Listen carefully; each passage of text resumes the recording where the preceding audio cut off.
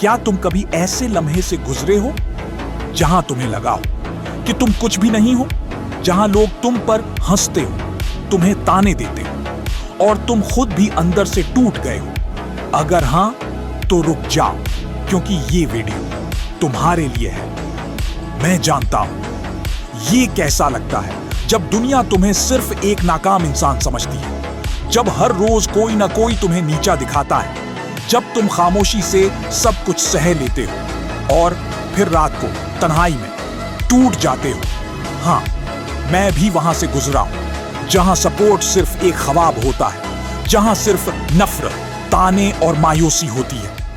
लेकिन एक दिन